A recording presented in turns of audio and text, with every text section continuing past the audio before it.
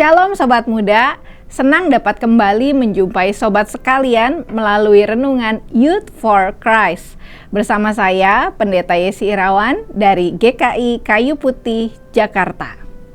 Renungan kita pada hari ini, Kamis 25 Mei 2023, ditulis oleh Pendeta Norman Sasono dengan judul Guide, yang didasarkan pada surat Kisah Para Rasul 2 ayat 1-11.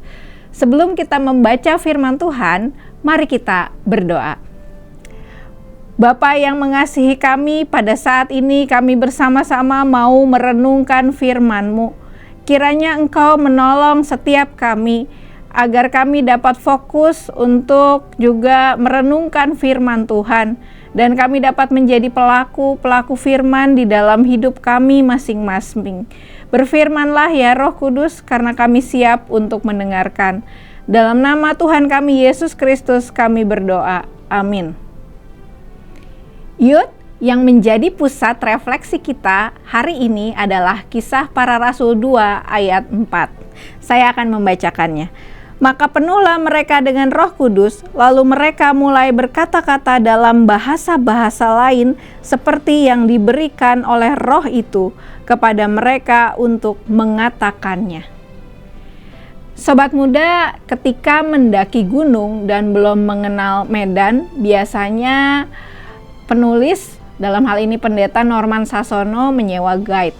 Guide adalah orang yang membantu kita dalam hal pendakian gunung. Tugasnya macam-macam, namun tugas guide yang paling umum adalah sebagai pemberi informasi layaknya guide dalam dunia pariwisata. Seorang guide akan menuntun perjalanan selama naik dan turun gunung, dan dengan kehadiran guide muncullah perasaan tenang sebab ada orang yang menguasai medan sehingga kemungkinan untuk tersesat menjadi lebih kecil. Para murid memulai pekerjaan mereka di bawah pimpinan Roh Kudus pada hari Pentakosta. Pada waktu mereka sedang berkumpul di sebuah rumah, terjadi bunyi seperti tiupan angin keras memenuhi rumah itu. Suara itu terdengar begitu keras sehingga banyak orang berkumpul untuk melihat apa yang terjadi. Kumpulan besar orang itu mencari tahu apa yang terjadi dan mendengar para murid berbicara dalam bahasa yang mereka mengerti. Sebelum dipimpin Roh Kudus, para murid hidup dalam ketakutan. Namun saat Roh Kudus itu tercurah, mereka menjadi berani untuk mewartakan Injil Kristus. Petrus berkhotbah dan membuat hati para pendengarnya tersentuh. Pada akhirnya, ada sekitar 3.000 orang yang memberi diri mereka untuk dibaptis. Youth, Roh Kudus mengenyahkan ketakutan para murid. Nah, bagaimana dengan kita? Apakah hidup yang kita jalani sudah hidup yang dipimpin oleh Roh Kudus? Penyertaan Roh Kudus seharusnya membuat kita memiliki keberanian untuk terus melanjutkan hidup di tengah kondisi yang sedang tidak baik-baik saja. Mari kita berdoa. Bapa yang baik yang mengasihi kami, apapun pada saat ini kondisi kami ketika kami mendengarkan renungan ini, mungkin sebagian dari kami ada yang dikuasai oleh ketakutan-ketakutan ketika menghadapi berbagai persoalan hidup yang tak kunjung selesai.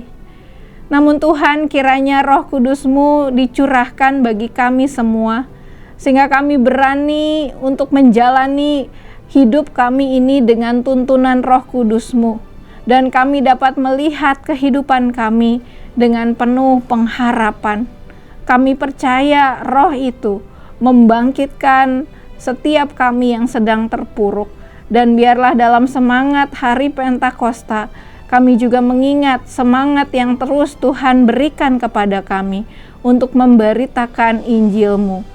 Terima kasih ya Tuhan, di dalam nama Bapa, Putra, dan Roh Kudus kami berdoa. Amin. Nah, Sobat Muda, demikian renungan kita hari ini. Kiranya Roh Kudus senantiasa menyertai, memberikan kekuatan dan keberanian dalam menjalani kehidupan kita setiap saat. Tuhan memberkati.